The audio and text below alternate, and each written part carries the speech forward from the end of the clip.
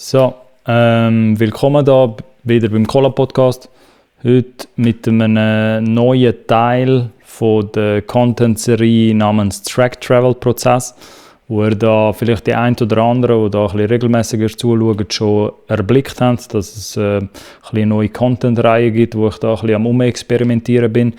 Heute eine weitere Folge, beziehungsweise ein Teil 3 zum Mad Disney Song von der Salem Elise. Für die sich Teil 1 und Teil 2 noch nicht gegeben haben oder noch nicht so ganz wissen, um was es da genau geht für einen Song, könnt ihr irgendwo in der Video-Description dann schauen. Dort habe ich die anderen 2 Folgen sozusagen verlinkt. Beim Track-Travel-Prozess ganz kurz soll es ein bisschen darum gehen, dass man einen internationalen oder halt auch einen Schweizer Track, diesmal ist es halt ein internationaler Pop-Track in dem Fall von Mad Disney, analysieren tun und so uns ein bisschen den Werdegang anschauen oder die Route, wo so ein Song nimmt im Markt, entweder im Schweizer Markt oder so im internationalen Bereich.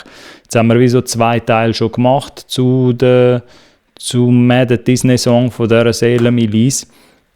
In den ersten 2 Teilen ist es mehr so ein bisschen darum gegangen, was in diesen vorherigen Wochen oder im vorherigen Monat so ein bisschen passiert ist mit dem Song.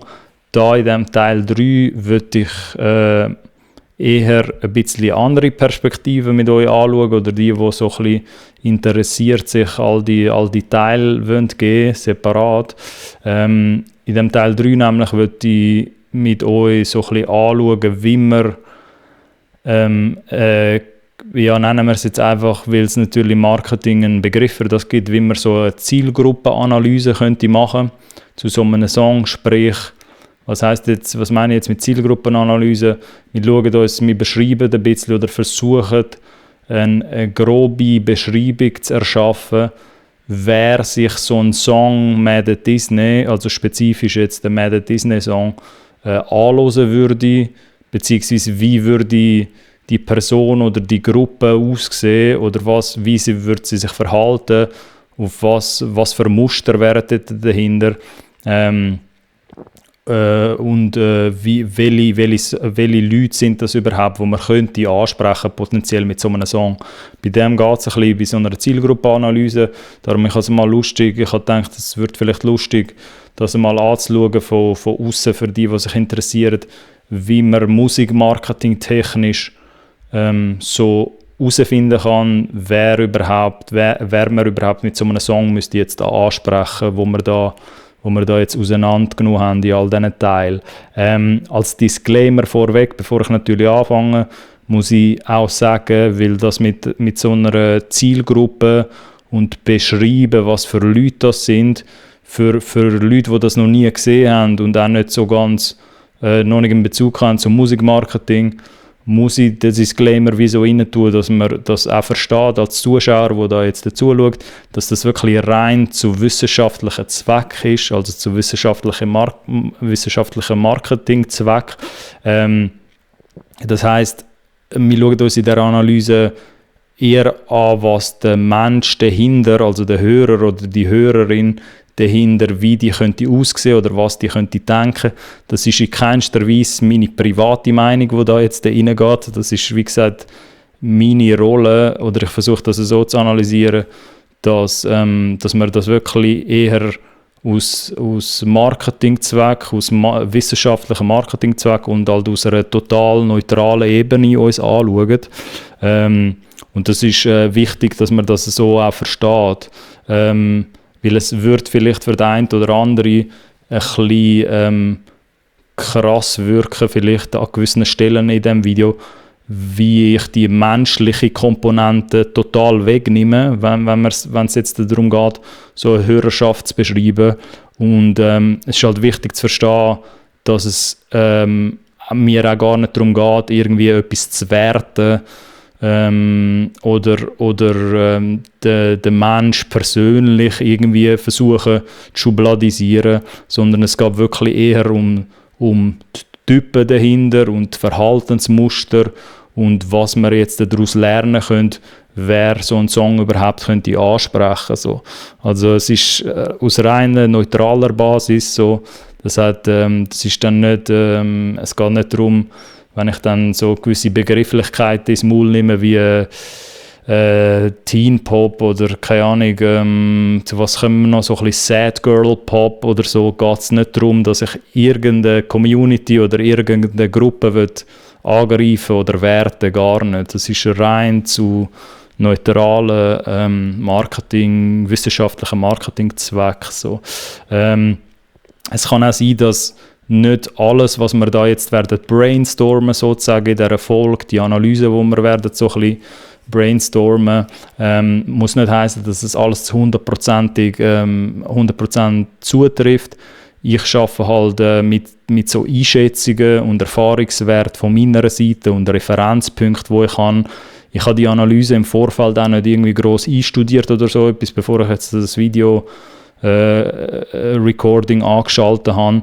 Wir machen das währenddessen sozusagen. Also ihr seht es da wie so ein bisschen live, wie ich da auf meine Gedanken komme. Darum nicht alles von dem wird halt perfekt sitzen.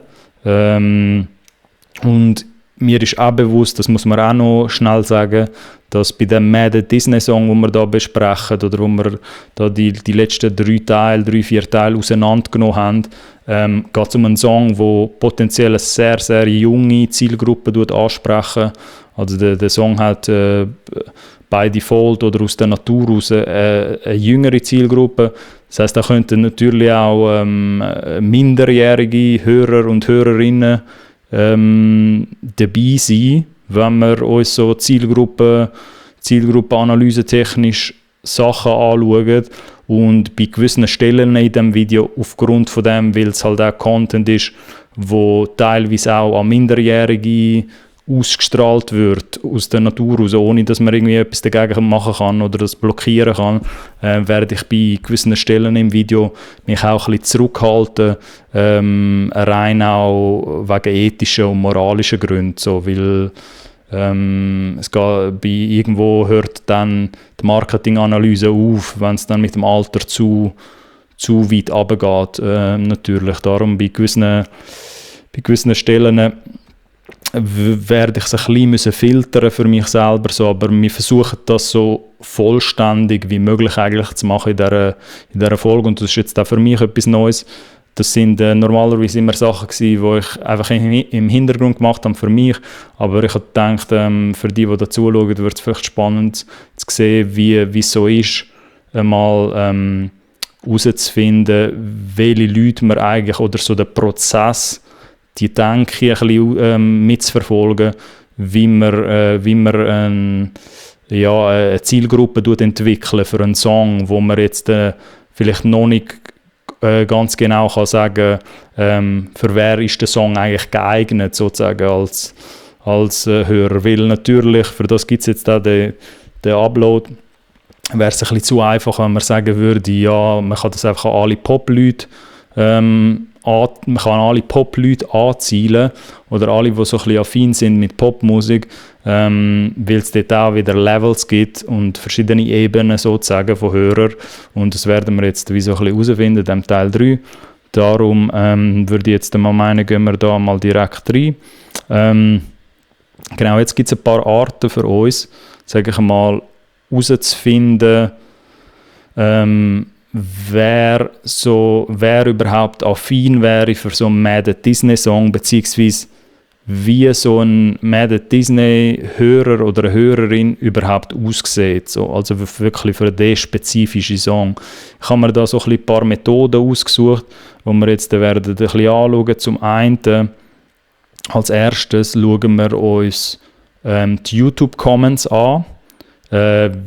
Aus einem ganz einfachen Grund, wieso die YouTube-Comments, weil in den YouTube-Comments kann man auf eine simple Art, sage ich jetzt mal, wenn man sich ein bisschen dort durchliest, aus einer Musikmarketing-Perspektive eigentlich gut herausfinden, was das, oder man kommt ein Gespür ein bisschen dafür über, was das für Leute könnten dahinter sein, wo den Song überhaupt hören würden. Klar befinden wir uns nur im YouTube-Kosmos.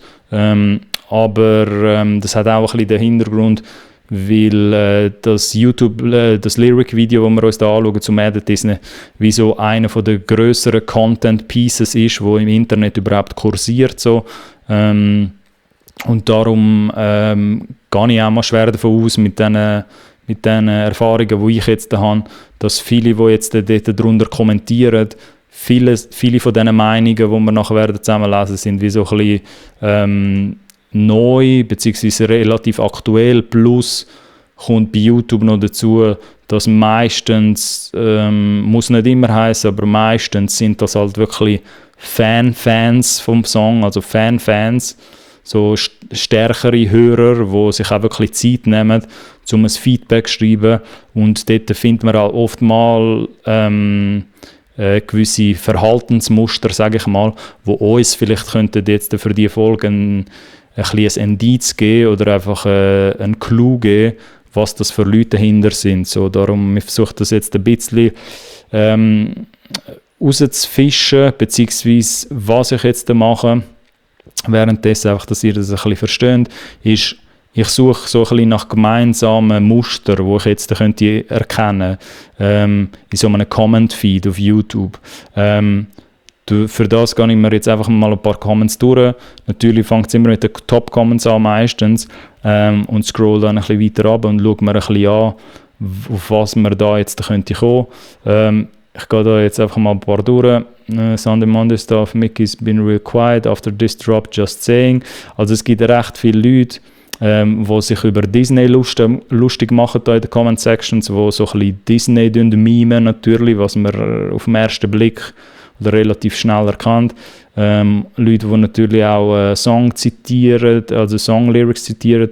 Mad at Disney, they tricked me. Me, same, they tricked me, believing Disney merches are cheap. Genau, das sind eher so ein bisschen Meme-Comments. Also Disney-Fan, da wird es nachher ein bisschen spannend. Da gibt es jemanden, der einen relativ wahrhaftigen Comment geschrieben hat, weil das ist jetzt nicht etwas, was so nach einfachem, stupidem, das ist nicht etwas, was nach einfachem, stupidem Kommentar aussieht, nämlich as a Disney-Fan who grew up to find out that he's aromantic, this song hits very close to home. I don't want to be a repeat of other comments, but I'm happy to find a song that expresses my frustration with the ELO idea of true love when not everyone can experience love in the normal way. Wir können jetzt da, es kommt ein bisschen darauf an, wie weit wir da jetzt reingehen überhaupt zeitlich, ob es mir auch reicht, weil ich würde die Folge jetzt auch nicht mega ausstrecken. Was man würde merken, wenn man die YouTube-Comments da durchgeht von Mad at Disney Case, ist, dass es auch viele Leute gibt, die so ein bisschen Beschreibungen versuchen zu machen oder so relaten können zu dem Song, weil es irgendetwas mit aromantischen Gefühlen, entweder halt romantische Gefühle ausdrücken wollen oder aromantische Gefühle. In dem Fall ist das jetzt eher jemand, wenn ich das richtig verstehe, der so ein bisschen mit dem Mühe hat, mit dem Bezug zu Liebe oder überhaupt zu verstehen, was das jetzt ist mit ja, sagen wir jetzt mal philosophisch, mit Liebe überhaupt.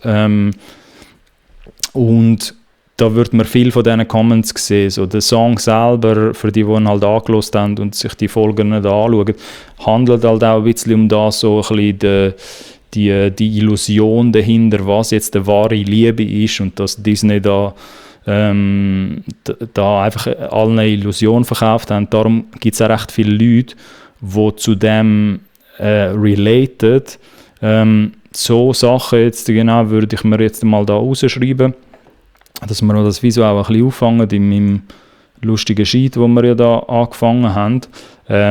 Diesmal jetzt für den 29. ist es nicht spezifische Merkmale und Besonderheiten, sondern eher, wie ich da geschrieben habe, eine ungefähre Zielgruppenanalyse. Ich sage auch ungefähr bewusst, weil das muss nicht etwas Abschliessendes sein. Man kann auch natürlich 4 Stunden oder 8 Stunden da analysieren und umso mehr Zeit man sich nimmt, umso genauer wird man natürlich mit der Analyse. Aber Ich würde da jetzt einfach mal gewisse Verhaltensmuster aufschreiben. Verhaltensmuster.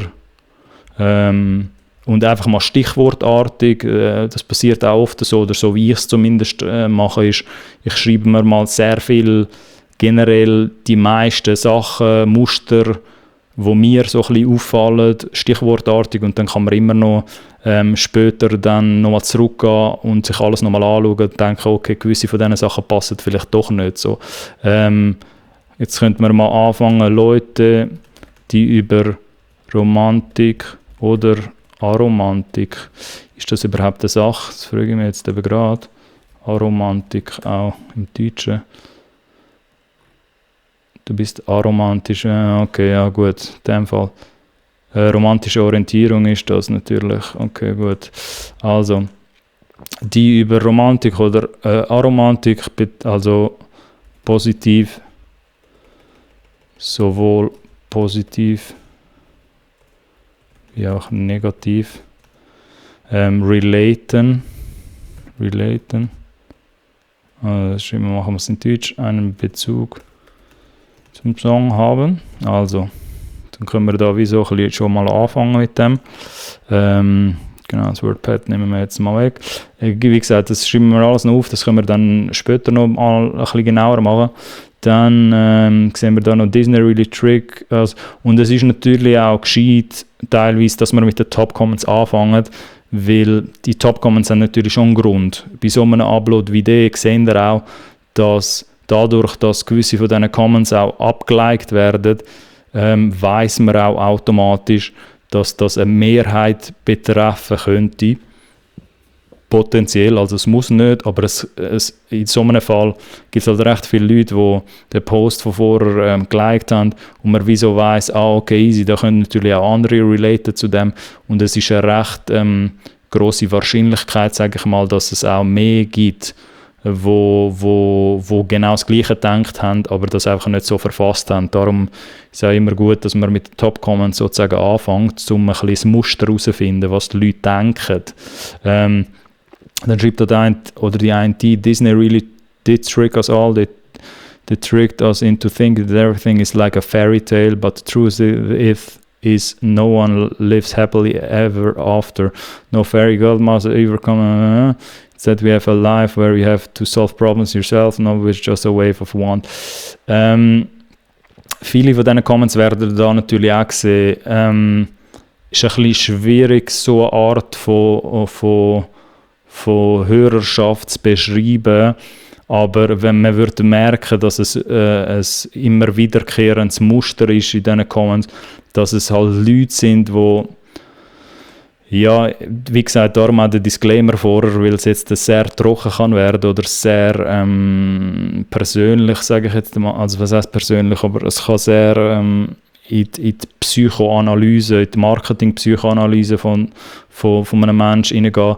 Ich würde sagen, dass du da Leute ansprechen, ich würde jetzt nicht Leute nennen, die, ja, da kommen wir nachher noch rein, sad, melancholisch,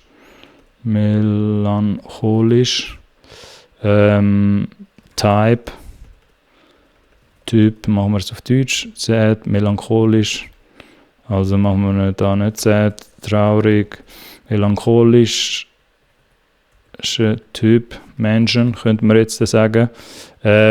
Traurig, so relativ, vielleicht für die jetzt vielleicht verstehen jetzt ein paar, was ich meine, eher jetzt melancholisch, traurig hätte jetzt zugetan, weil das ist eher das, auf Deutsch steht das halt natürlich härter, machen wir es jetzt tatsächlich, also man macht Sad Mood, weil dann versteht man es ein bisschen im Englischen zum Marketingzweck, weil so der Sad Mood, so der E-Girl, E-Boy-Look, so zu dem kommen wir nachher später noch, meine ich ein bisschen damit. Ich meine jetzt nicht Leute, die traurig sind und psychisch jetzt wirklich etwas haben, sondern halt Leute, die eher ein bisschen auf der melancholischen Seite sind. Darum tun wir da sicher auch mal rein. Jetzt sollte ich da mal schauen, das WordPad hat jetzt natürlich genau, Sad Mood, melancholischer Typ Menschen, habe ich jetzt da noch rein notiert. Muss man jetzt noch daran denken, das WordPad amix verschwinden zu lassen. Genau. Dann weiter, it's real estate, this song is this, Disney in a nutshell, girl has issues, finds a print, issues are gone. Auch so etwas ist natürlich ein sehr sozialkritischer oder halt auch gesellschaftskritischer Post, was auch zu Recht, oder da gibt es auch ganz viele Leute, die berechtigte Punkte haben, weil könnte man sich darüber streiten, dass die Künstlerin in dem Fall bei dem Mad Disney Song sicher auch gewisse hat wollen polarisieren mit dem, dass sie halt eben die Illusion abprangert, die Disney jetzt da gebracht hat, und die Leute gehen halt auch aktiv darauf ein, wie die Person jetzt da mit Girl has issues, finds a prince, issues are gone, soll natürlich nicht der Grundsatz sein. Ich gehe jetzt da nicht philosophisch in ob das jetzt gut oder schlecht ist. Wie gesagt, ich will das nicht werten.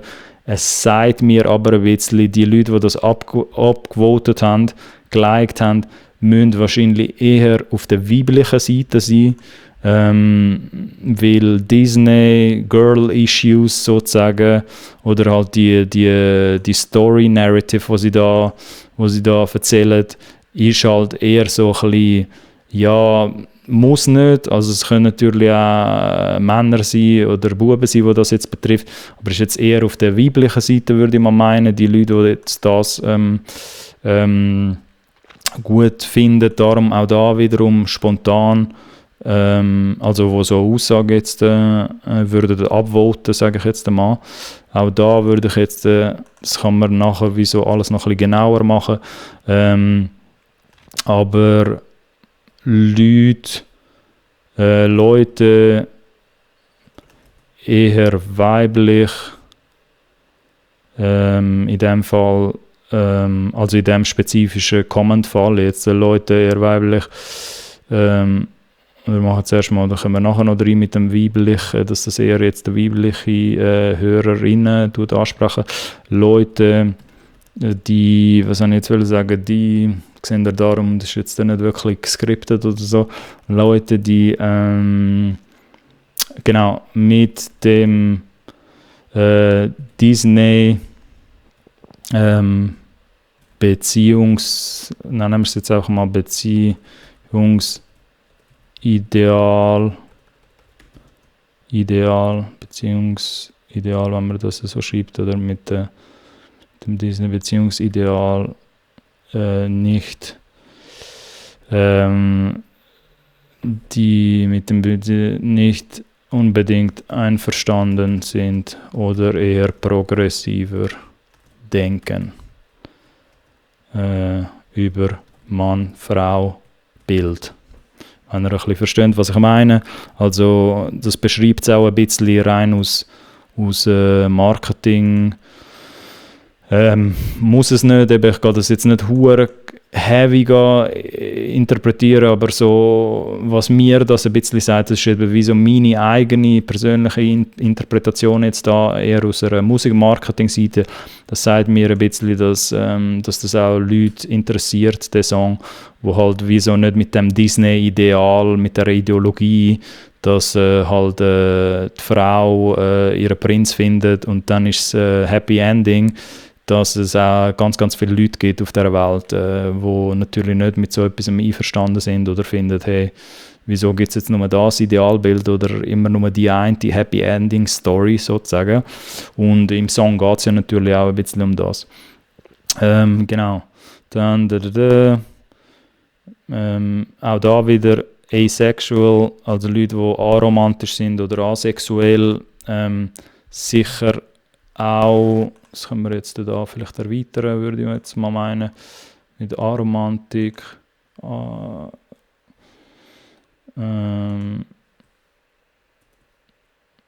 wobei es geht ins Gleiche, relativ ins Gleiche rein, würde ich mal meinen. Ich würde jetzt da auch nicht die Communities mega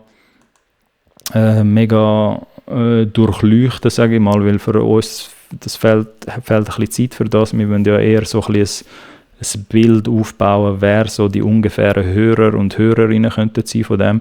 Would it be cool if she filmed a music video in Disneyland or Disney World, but can't, but wait, Corona time. Genau, das sagt mir so gewisse Comments wie die, sagen mir, dass nicht zwingend Leute da das hören, wo einen Hass oder Abneigung schieben, sage ich jetzt mal auf Disney. Also generell kann man sagen, Hörer, die einen Bezug zu Disney haben, ob negativ oder positiv.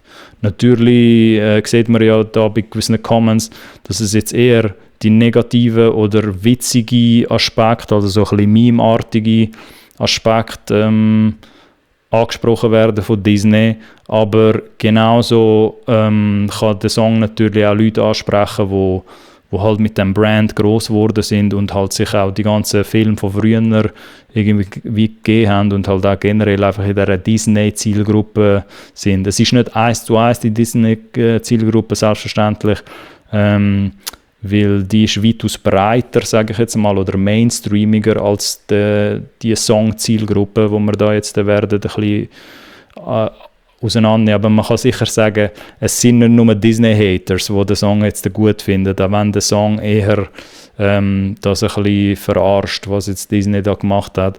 Es sind sicher auch Disney-Liebhaber dahinter, die jetzt affin werden auf den Song. Mother Prince after getting married or something, mad at Disney, the motivation for people to imagine of Princess Disney's death, and this sound should be called What the Hell is Love. Eben genau, it's just a joke, man. The sound should be called What the Hell is Love. Kommt ja natürlich auch in den Lyrics vor. Also sehr viele Leute, die da so ein bisschen Schwierigkeiten haben, sage ich jetzt einmal, also sind Hörer oder Hörerinnen, wo sich halt oft mit diesen Fragen konfrontieren oder so ein bisschen auseinandersetzen, auch, was dann wirklich Liebe zu bedeuten hat, sage ich jetzt einmal, lese ich so ein bisschen raus aus dem, oder so würde ich es ein bisschen interpretieren.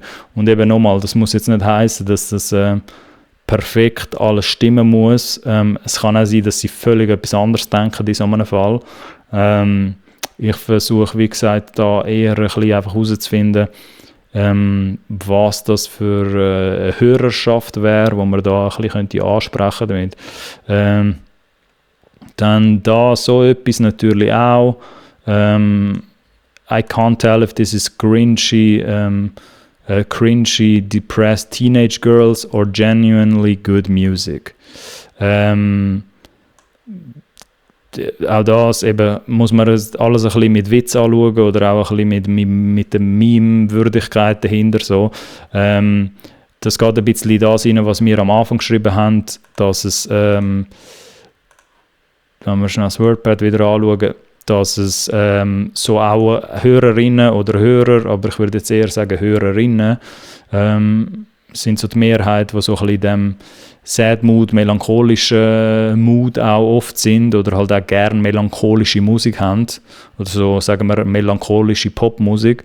Wir haben halt in der letzten Folge schon ein bisschen, und das könnten wir jetzt dann noch erweitern, wir haben in der letzten Folge natürlich das auch schon mal gebracht, Teen Pop, also Teenager, girly Musik. Natürlich wäre das jetzt ein bisschen zu einfach, wenn man jetzt, würde ich sagen, es ist nur Teenager, girl Musik, so.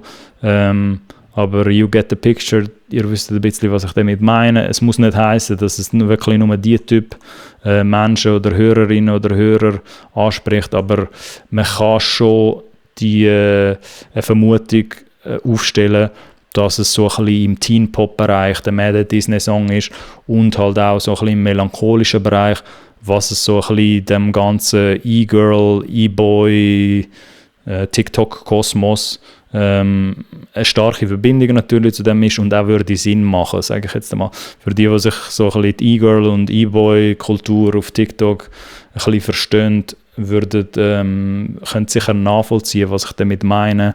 Aber das ist alles nicht weit voneinander entfernt, sage ich jetzt mal. So TikTok E-Girls und so Sad Mood, melancholische Hörerinnen und Hörer und so ein bisschen Teen Pop ist nicht sehr, sehr weit voneinander entfernt, sage ich jetzt mal. Genau. Dann, da ist jetzt sonst nicht so viel mehr, sage ich jetzt einmal. Klar kann man sich jetzt da noch viele mehr Comments anschauen und das noch viel, viel tiefgründiger auseinandernehmen.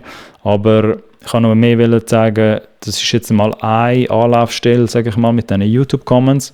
I'm at Disney, yeah, I'm girl, they tricked me too. I'm girl, they tricked me too.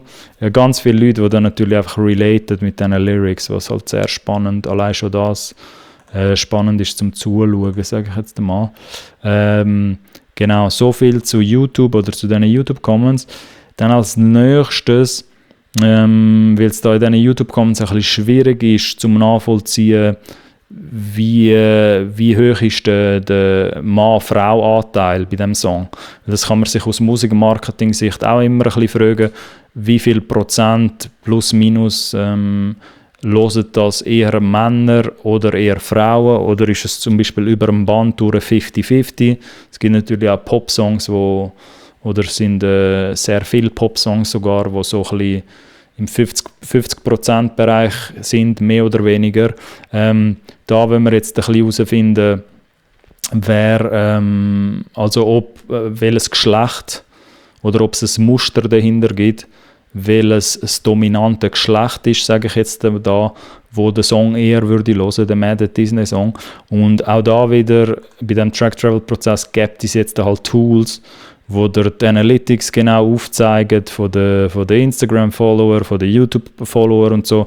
Aber wie ich das in einer Anfangsfolge schon mal gesagt habe, halt, bringt es gar nichts, wenn wir uns da jetzt die Tools anschauen, wo dich einkaufen musst, beziehungsweise wo für die Daten musst zahlen monatlich, auch wenn ich gewisse von diesen Accounts habe, natürlich für meine geschäftliche Analyse, würde ich das da eher mit öffentlichen Daten mit euch durchspielen, dass man das auch ein bisschen selber kann recherchieren und nachvollziehen. Und da gibt es verschiedene Möglichkeiten natürlich, das ein bisschen herauszufinden, wenn man nicht die Analytics weiss von den Künstler-Accounts, Socials und jetzt würde bei dem Mad at Disney Song herausfinden, ja gut, ich würde sicher sein in meiner Annahme, dass das halt vielleicht eher Frauen sind, eine weibliche Zielgruppe ist oder eher eine männliche Zielgruppe. Wie finde ich das jetzt raus?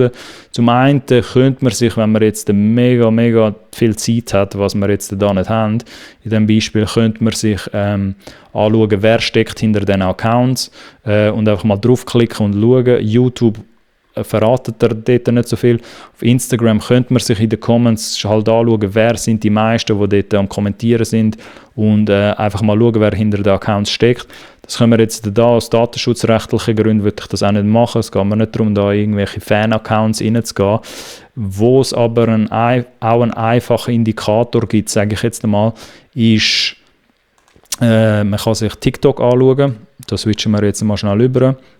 Und zwar kann man sich bei TikTok relativ einfach, was es verraten tut, auch. Ist, man schaut sich an, ob das Männer oder Frauen sind, die die TikTok-Uploads machen.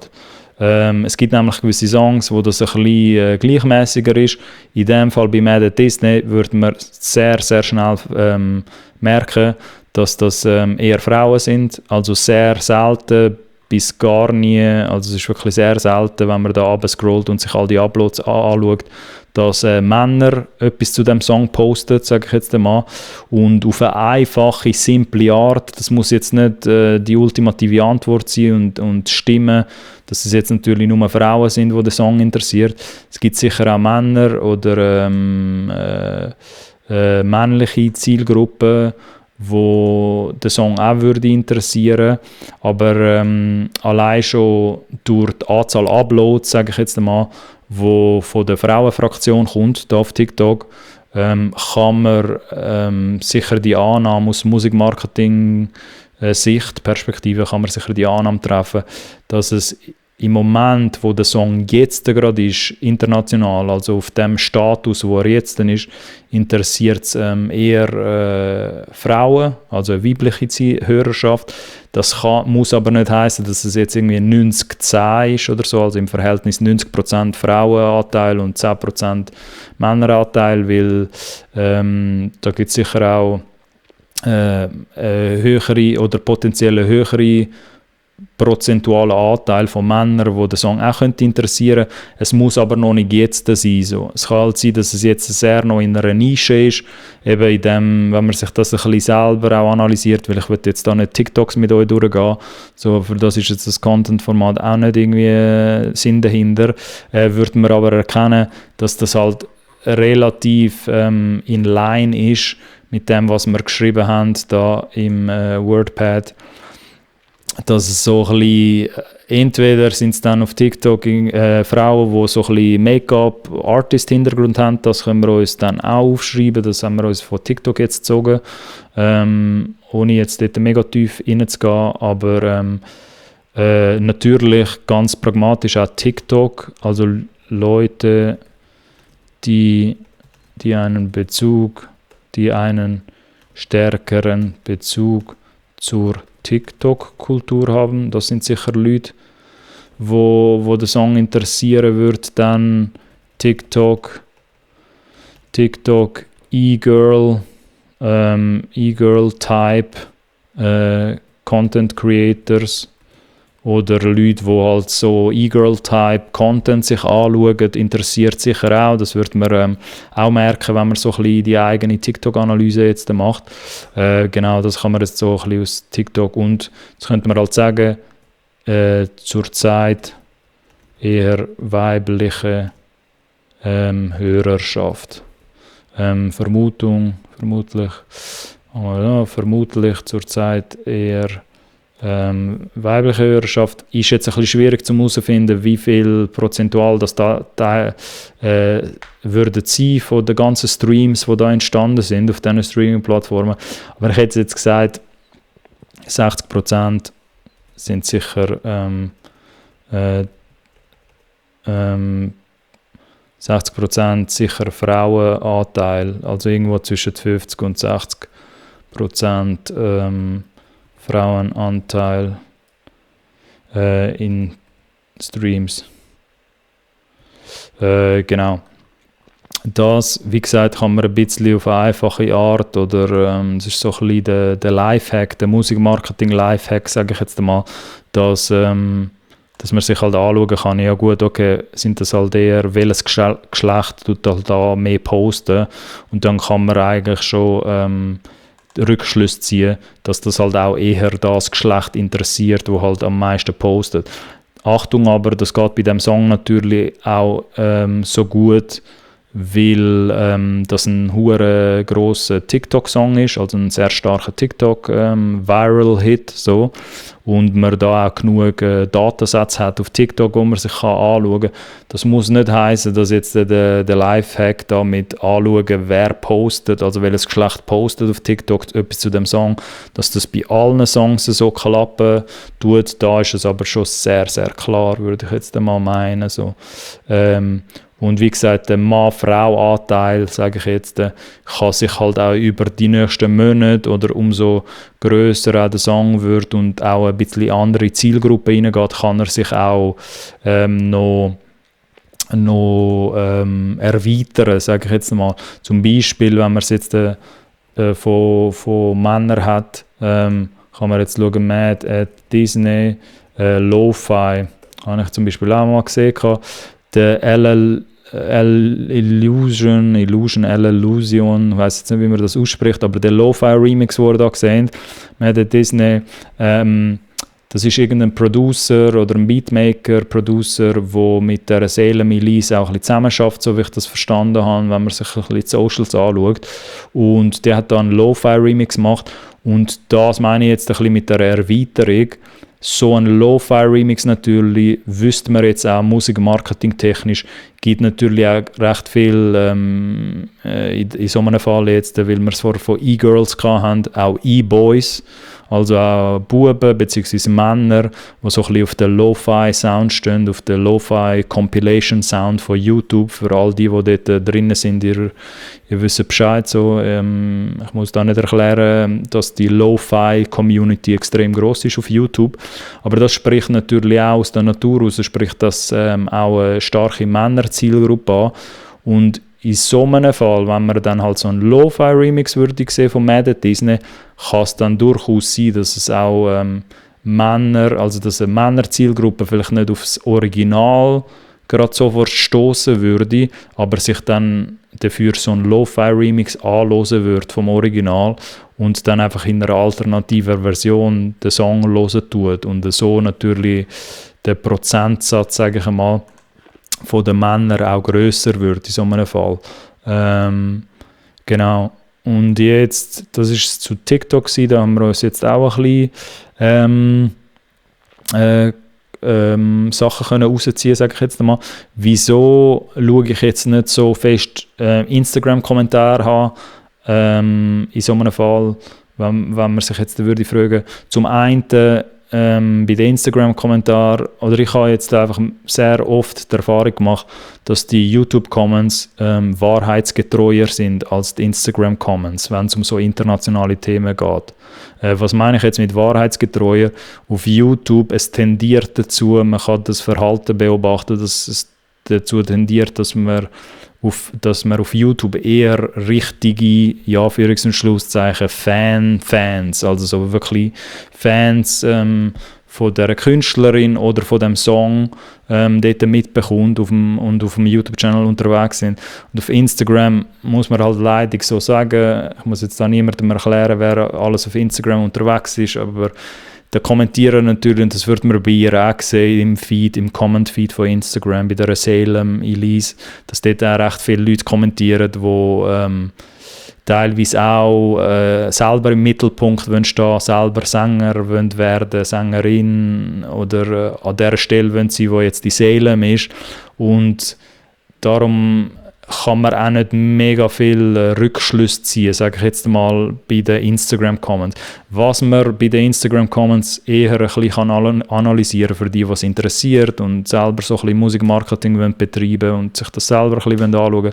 Instagram-Comments nutze ich amigs mehr bei so internationalen Cases, um ein bisschen zu schauen, mit welchen anderen Leuten schafft die Person. Es ist nicht zwingend recht gut dafür, zum analysieren, was die Fans von dem Song halten, weil eben, wie gesagt, das ist auf YouTube alles ein bisschen genauer und exakter, finde ich, die Feedbacks, die mir gesehen werden. Aber man kann dafür schauen auf Instagram, mit wem sie connected ist und wer so in ihrem Feed kommentiert, eher, wenn es so um Producers geht oder andere Künstler, Künstlerinnen. Also man kann in den Instagram-Comments eher einfach die Brücke schlagen zu den Leuten, mit denen sie zusammen connected ist, sage ich jetzt einmal, auf einer Artist-Ebene. So. Aber jetzt für Fan-Feedback ist jetzt nicht mega gut geeignet. Genau. Was wir allerdings auf Instagram noch anschauen können, ist jetzt halt nicht per se die Comments.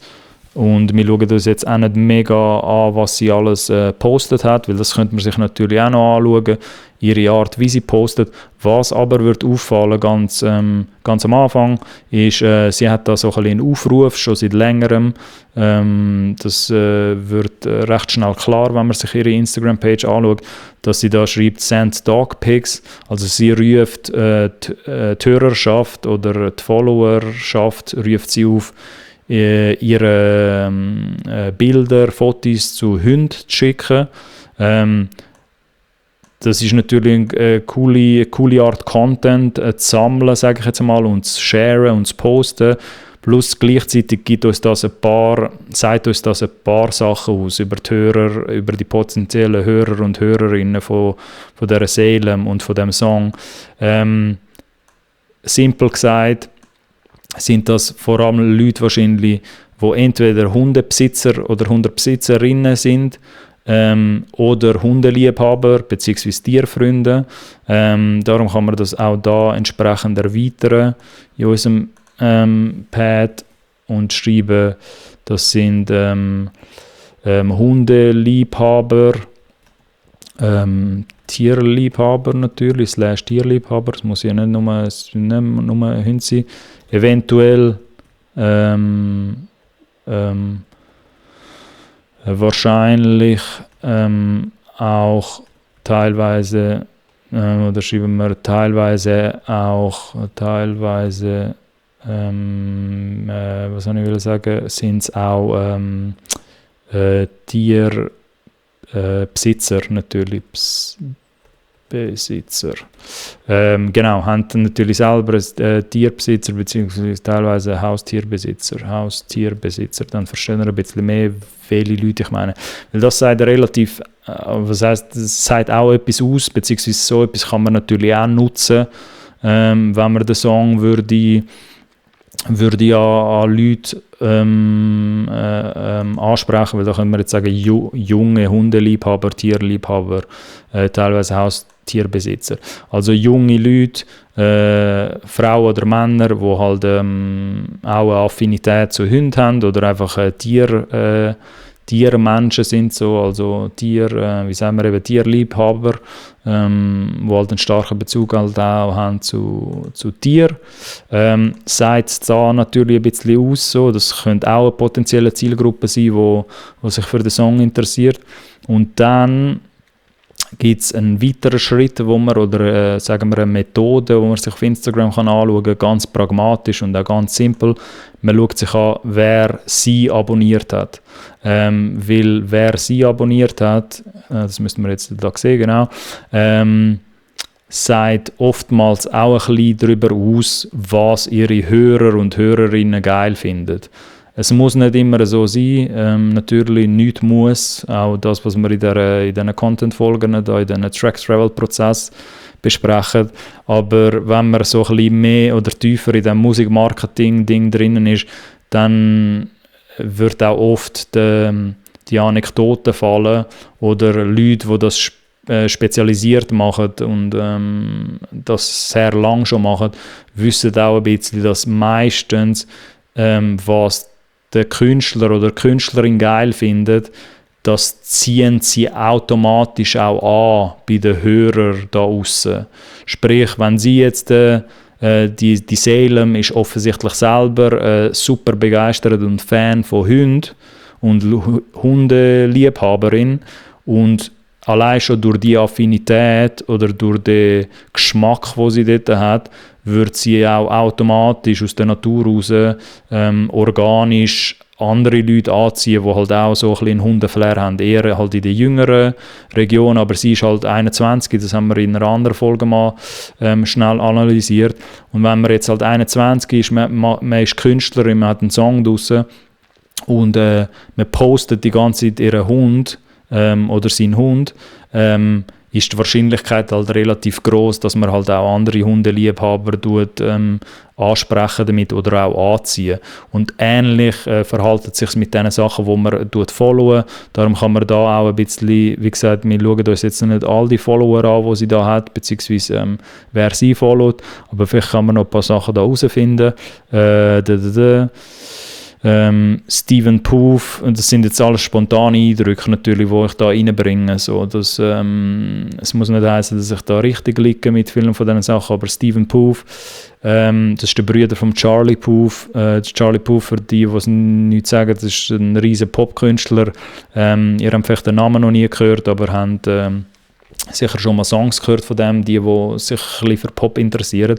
Dass sie da den Steven Poof folgt seinem Bruder, zeigt natürlich auch ein bisschen oder bestätigt ein bisschen, dass sie selber auch so ein bisschen in dem Pop-Teenie, in dem Teen-Pop-Segment ist. Darum sind wir dort gar nicht so falsch gelegen, wo wir das in Sheet schon reingetan haben, sage ich jetzt einmal. Weil sie findet ja selber auch gewisse von diesen Pop-Künstlern in einem jungen Bereich, findet sie auch selber cool. James Charles, auch nicht ganz unwichtige Info, dass sie ihm folgt, könnte auch bedeuten, kann man jetzt da vielleicht auch reinnehmen, könnte auch bedeuten, muss ich das Wordpad schnell wieder aufmachen, dass sie so ein bisschen Make-up-Content affin für Make-up Content. Also alles, was mit Make-up und Styling, schreiben wir mal, Styling-Content zu tun hat. Sprich, dass auch eine Wahrscheinlichkeit da ist, dass die Hörerinnen von dem Mad at Disney Song oder die jüngeren Hörerinnen sich auch ein bisschen so für Make-up-Zeug interessieren.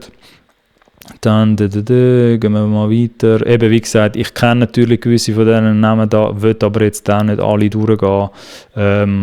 Ich will jetzt da einfach ein paar Verified-Sachen anschauen, weil das auch ein bisschen schneller geht. Da auch Alec Benjamin, Tate McRae, Jeremy Zucker, genau die drei kann man sich anschauen, bestätigen auch ein bisschen. Die Tate McRae hat jetzt gerade auch einen riesen Song draussen, wo so ein bisschen in dem sad, emotional Pop-Bereich ist. Alec Benjamin ist genauso auch ein Künstler, wenn man das ein bisschen selber studiert und ein bisschen selber recherchieren kann, sind die alle so ein bisschen in dem melancholischen New Generation, melancholischen Sad-Pop-Sound, sage ich mal. Alec Benjamin, Tate McRae und Jeremy Zucker. Darum ist, könnte man jetzt da noch erweitern, sage ich jetzt einmal, das, was wir da ja geschrieben haben. Teen Pop, Sad Teen Pop, sie gehört natürlich jetzt auch mit dem Mad at Disney zu dem New Generation,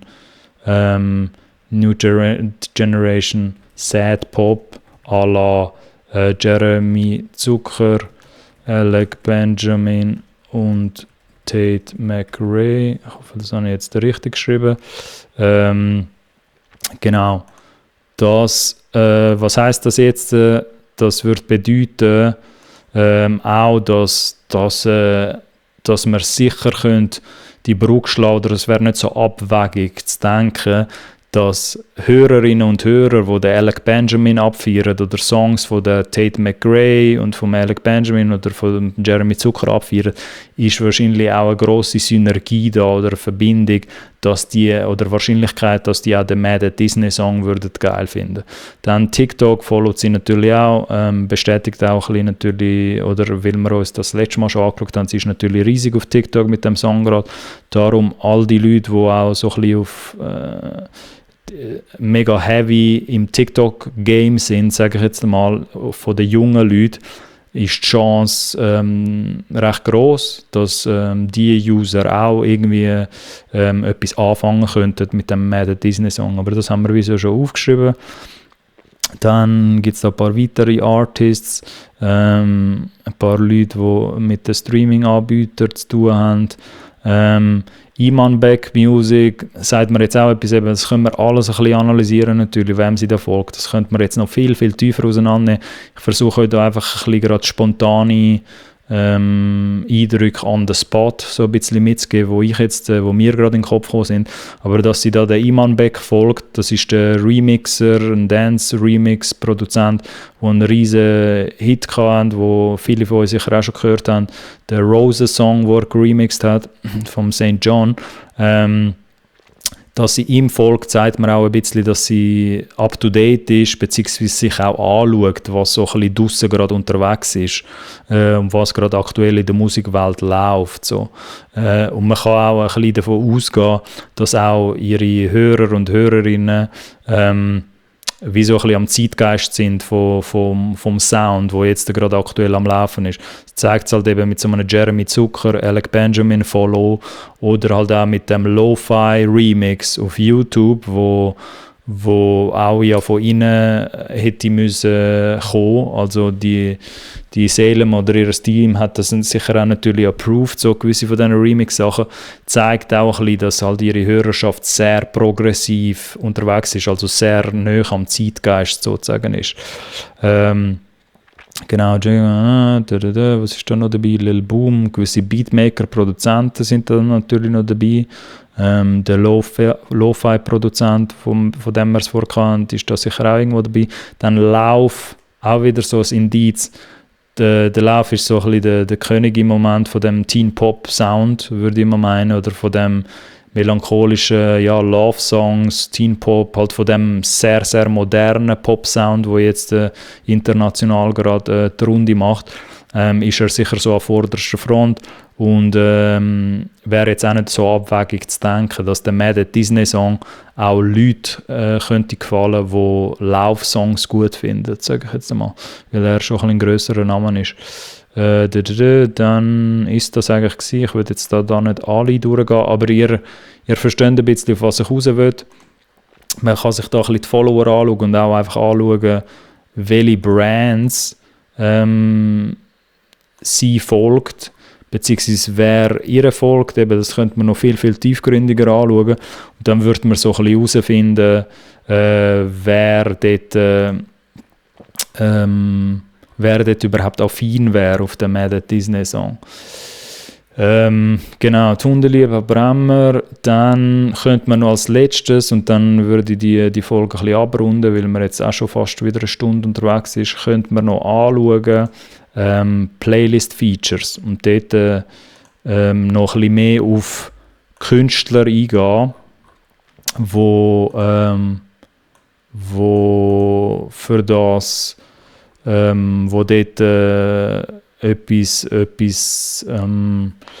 wo dort affin wären auf das. Jetzt müsste ich mal schauen, ob ich da in Spotify reinkomme, dass ich da in der App, dass ich das anzeigen kann. Hoffentlich zeigt es das jetzt da, Spotify. Müsste jetzt da kommen. Genau. Spotify. Genau. Wieso gehe ich jetzt auf Spotify? Weil, wie wir das auch schon im Teil 1 und Teil 2 angeschaut haben, ist sie da in einer Playlist drin, wo wir jetzt auseinandernehmen, beziehungsweise uns ein bisschen tiefer anschauen, und zwar die Pop Rising. Da kann man jetzt auch ein paar Indizien finden oder ein paar Clues, wer so ein Mad at Disney-Hörer oder eine Hörerin könnte sein. Weil die Pop Rising Playlist ist halt, trifft ihren Nerv sehr gut. Wenn man sich so ein bisschen die Songs da rein anschauen würde man merken, dass die Pop Rising halt in einem jungen Bereich ist, in einem jungen Hörersegment, sage ich jetzt mal, und halt nicht weit entfernt ist oder wenn überhaupt relativ nahe an dem Teen-Pop, in dem Teen-Pop-Segment halt unterwegs ist. Jetzt muss das aber nicht heissen, und ich weiss jetzt nicht, wie viel Zeit ich da jetzt noch werde investieren, vielleicht können wir das dann in einem Teil 4 auch noch mal ein bisschen genauer anschauen. Es muss aber nicht heissen, dass jeder von diesen Songs, die ihr jetzt da drinnen seht, wo gelost wird von anderen Leuten, halt auch potenziell jemand könnte sein, der auch den Mad at Disney Song gut findet. Wie ihr da seht, ist der Mad at Disney Song natürlich auch in dieser Playlist vertreten, ein bisschen weiter unten. In anderen Folgen haben wir noch ein bisschen angeschaut, was das zu bedeuten hat, die Playlist-Position. Mir geht es jetzt darum zu schauen, von diesen Songs, die jetzt da ein bisschen in der Top 20 Tracklisting positioniert ist, welche von diesen Künstlern bzw. welche von diesen Songs auch Affinität da wäre zu Mad at Disney. Und das ist halt einfach eine weitere Methode, wenn man sich so ein bisschen Playlists anschaut. Also man geht anschauen, ganz konkret, in welchen Playlists ist der Song schon enthalten, der Mad at Disney Song in dem Fall, wo du analysieren willst, sprich, wo du herausfinden willst, welche Hörer das ansprechen können, dann geht man ganz pragmatisch, ganz simpel anschauen, welche andere Songs hat es da drin. Und wieso meine ich jetzt, dass nicht jeder Popsong oder jeder Hörer genau der gleiche ist? Ganz einfach aus dem Grund, weil da ein Pop-Smoke ist da zum Beispiel auch drin. Und ich wüsste jetzt, wenn man sich das ein bisschen anhört, dass der What You Know About Love muss nicht heissen, muss nicht zwungenermaßen auch jemand sein, der halt den Mad at Disney Song auch gut findet. So, die Ironie ist ein bisschen, weil wir vorher darüber geredet haben, dass What You Know About Love, dass es in seinem Song, in der Thematik halt um eine relativ ähnliche Geschichte geht, wie bei dem Mad at Disney Song. Aber man kann sich so ein bisschen anschauen, gewisse Künstler müssen nicht 1:1 heisst, also da jetzt mit dem, ist ein bisschen noch konkreter mit dem Travis Scott Song. Der Franchise-Song, so, der tönt halt im Vergleich, ist der eher auf der Hip-Hop-lastigeren Seite mit dem Young Thug und mit der MIA. Und da könnte man jetzt schon die Annahme ziehen, dass das jetzt nicht wirklich jemand ist, der auch den Mad Disney-Song auf und ab hören würde. Also sprich, der Franchise-Hörer oder die Hörerin ist nicht zwingend 1:1 Mad Disney, also jemand, der den Mad Disney-Song würde cool finden. So. Ähnlich auch bei so einem Offenbach-Song, Head, Shoulders, Knees and Toes, ist eher ein Dance-Track. Wie gesagt, gewisse von diesen Tracks disqualifizieren sich ein bisschen, wenn man jetzt auf der Suche wäre nach anderen Künstlern. Wieso mache ich es jetzt da mit diesen Songbeispielen und mit diesen Künstlerbeispielen? Weil so natürlich würde ich herausfinden, welche Künstler Namen sind im ähnlichen oder im gleichen Universum wie Seele Melis, und dann könnte man gewisse Keywords nachher so auch richtig targeten an diese Leute. Weil ein Max, ich weiß es jetzt natürlich auch, weil sie am Max folgt, wenn man sich Instagram anschaut. Ein Max könnte zum Beispiel mit dem Blueberry Eye Song könnte relativ in einem ähnlichen Bereich sein, wie auch Leute, die Mad Disney oder jetzt Seele Melis cool finden. Und das wird jetzt halt ein bisschen tricky, weil da gibt es noch viele andere Ebenen auch, wo ich jetzt vielleicht nicht mich ausstrecken kann da in diesem Video, weil uns ein bisschen Zeit fehlt. Aber ich wollte sagen, man darf auch nicht den Denkfehler machen, dass man Künstler, Zielgruppen muss immer miteinander vergleichen, sondern eher die Songästhetik und wer den Song könnte ansprechen.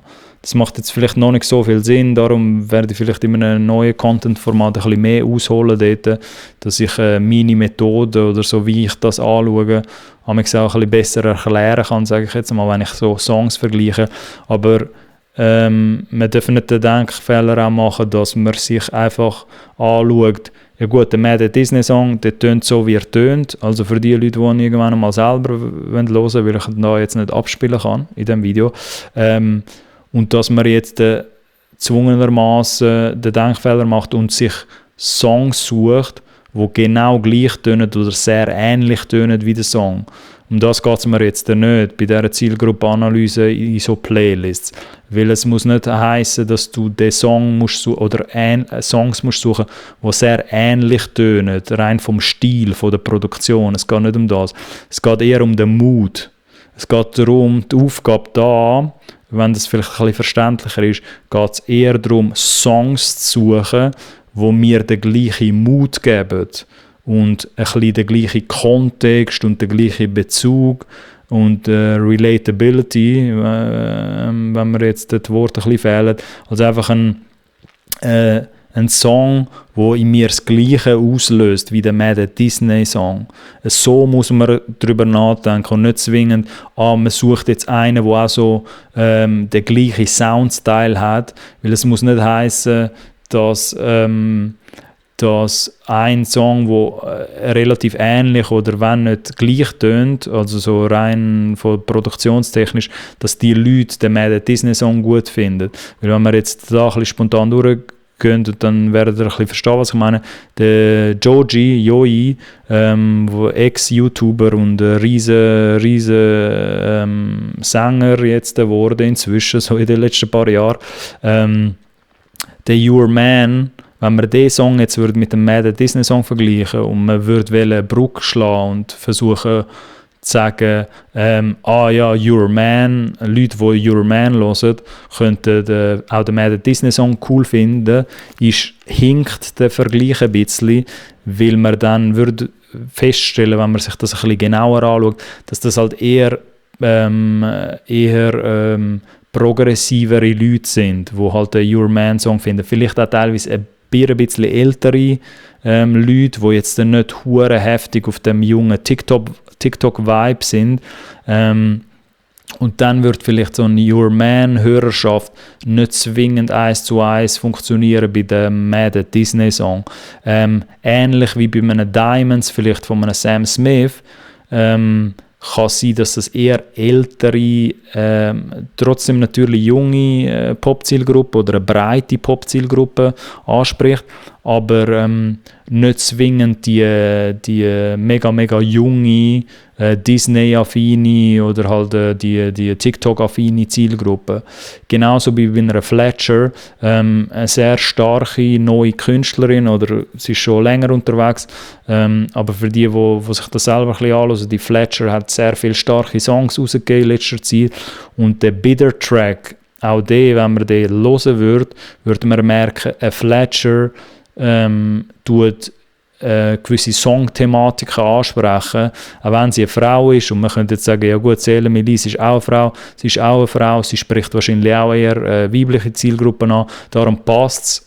So einfach ist das natürlich nicht, weil bei einer Fletcher, bei dem Bitter Track, würde man dann auch herausfinden, wenn man das ein bisschen tiefer analysiert, dass die Songthematik oder über das, was die Fletcher jetzt oftmals künstlerisch redet oder in den Songtexten, spricht sie eher ein bisschen ältere, Adult, also sie redet halt viel über, ja, wie will man das jetzt nicht sagen, über Geschlechtsverkehr oder über Beziehungsdrama, sage ich jetzt einmal, aber nicht zwingend über so junge Beziehungsdrama oder so Drama, wo jetzt, sage ich mal, wenn ich da jetzt schnell zurückgehe, Drama, wo jetzt so Leute interessiert, die da in den Comments kommentiert haben. Es sind dann eher Leute, die schon ein bisschen etablierter sind, Leute, die vielleicht schon irgendwie in ihren 25er, zwischen 25 und 35 irgendwo sind. Bei dem Fletcher-Beispiel jetzt, sagen wir mal. Und bei Mad Disney Song wären es halt dann nicht die gleichen. Oder es muss nicht heißen, dass es die gleichen sein müssen, aber es ist jetzt nicht so eine starke Überschneidung. Dann schon eher bei so einer Olivia O'Brien oder Zara Larsson mit diesen Songs da, sind es dann schon eher in so einem Teen-Pop-Bereich ein bisschen stärker fokussiert auf die Jüngeren, die Songs. Also Olivia O'Brien ist in einem sehr ähnlichen Kosmos, kann man jetzt sagen, wie die Selemi Lis, für die das halt ein bisschen länger studiert haben oder ein paar von diesen Namen auch ein bisschen kennen. Und dann könnte man die Brücke auch ein bisschen einfacher schlagen. Aber man kann das natürlich noch ein bisschen mehr vertiefen, wer da in Frage kommt und wer nicht. Aber ich kann einfach mal aufzeigen, das ist natürlich auch eine Art, wie man das vergleichen kann, dass man sich halt andere Songs anschaut, in der gleichen Playlist, und dann anschauen, welche von diesen anderen Songs hat womöglich eine grosse Überschneidung mit dem Mad Disney Song. Und wie gesagt, das muss nicht heißen, nur weil wir da im Pop-Kosmos uns befinden, in dieser Playlist, dass alle von diesen Songs eine grosse Überschneidung haben zu Mad Disney. Wenn man da tief hineingeht, wird man merken, dass es mega Unterschied noch haben zwischen den verschiedenen Pop-Hörer und Hörerinnen, die da unterwegs sind, in dieser Playlist. Im Idealfall willst du natürlich Leute haben, die das alles geil finden und abfeiern, aber das Ideal kannst du nie haben. Und das Mad Disney-Ding ist halt schon sehr jung in dem Sinn, sage ich jetzt mal. Genau. Dann, das ist jetzt eigentlich eher von dieser Seite gewesen, sage ich jetzt mal. Dann kann ich da mal zurücknehmen. Was gibt es noch? Das tun wir mal weg. Eigentlich gibt es gar nicht mehr so viel. Ich würde die Folge jetzt auch gar nicht mehr so lange machen. Ich würde nur ganz kurz einen Recap machen. Natürlich, die ungefähre Zielgruppenanalyse könnte man noch viel genauer ausmerzen, sage ich jetzt einmal. Aber ich kann euch einfach mal ein bisschen auf eine relativ simple Art zeigen, was es so für Methoden gibt, wie ich mir das anschaue. Das ist auch nicht abschliessend. Das könnte man, wie gesagt, noch ein bisschen mehr vertiefen. Ich werde das wahrscheinlich auf einen Teil 4 dann auch noch ein bisschen sauberer machen, dass wir da auch uns das Sheet nachher später anschauen können in einer neuen Episode. Aber genau, was haben wir uns jetzt ein bisschen angeschaut vom Verhaltensmuster, kann man sicher sagen, Leute, jetzt haben wir aus den YouTube-Comments ein bisschen rausgefischt, Leute, die irgendwie einen Bezug haben, ob positiv oder negativ, zu Romantik oder halt dann entsprechend aromantisch unterwegs sind, also wo sich da viel Gedanken darüber machen, wie Beziehungen oder ihr Bezug zu Romantik, sage ich mal, wie der stattfindet, dann ist es ziemlich safe to say, dass man kann sagen, es spricht Leute an, die so ein bisschen dem sad, melancholischen Mut halt sind, wenn es um Musikgeschmack geht. Achtung, weil das geht jetzt da nicht darum, ich bin ein Psychologe, da geht es nicht darum, irgendwie psychologisch jetzt den Menschen auseinanderzunehmen, so, weil ich rede da immer von all diesen Verhaltensmustern, die ich da aufgeschrieben habe. Viele von diesen Sachen rede ich nur wirklich rein in Verbindung zum Musikgeschmack. So. Wenn ich da von melancholischen Typ Menschen rede, oder Sad Mood, melancholischen Typen rede ich von Leuten, die halt so eine Art von Musikgeschmack auch geil, nice finden oder halt zusagen, oder? Dann ist auch ziemlich safe zu sagen, sie befindet sich sie selber als Künstlerin, aber auch der Song selber befindet sich so in einem Teen-Pop, Teenager, Girly Music, so habe ich das noch ein bisschen in Anführungs- und Schlusszeichen genannt. Aber es muss nicht alles 1:1 so stimmen. Wir haben auch ein bisschen erfahren, New Generation, Sad Pop, à la Jeremy Zucker, Alec Benjamin und Tate McRae. Das sind natürlich viele andere Namen, die man da auch noch nennen könnte. Auch Namen aus der Pop Rising Playlist natürlich. Dann Leute, mit dem Disney-Beziehungsideal nicht unbedingt einverstanden sind. Also eher progressiver darüber nachdenken, wie das Weltbild soll aussehen von so Mann-Frau-Beziehung oder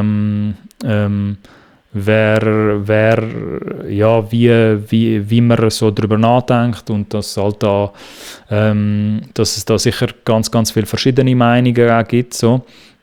Soll halt auch ein bisschen heissen, dass es jetzt nicht unbedingt junge Leute anspricht, die mega, mega ein traditionelles Bild haben, wie Beziehungen sollen ablaufen, sage ich mal. Es sind halt eher also junge Menschen, Hörer und Hörerinnen, die den Mad at Disney halt genau wegen dem Grund abfeiern, weil er halt ein bisschen den Status quo von so einem Ideal, von so einer Ideologie so ein bisschen hinterfragen tut.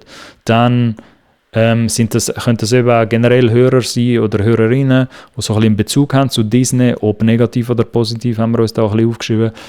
Leute offensichtlich, die einen stärkeren Bezug haben zu der TikTok-Kultur. Ich habe da bewusst Kultur noch dazu geschrieben, weil für die dort mega, mega tief drin sind, wissen halt, dass es halt wirklich eine TikTok-Kultur gibt mittlerweile, wo halt eben so Sachen beinhaltet wie halt E-Girls oder E-Boys, so.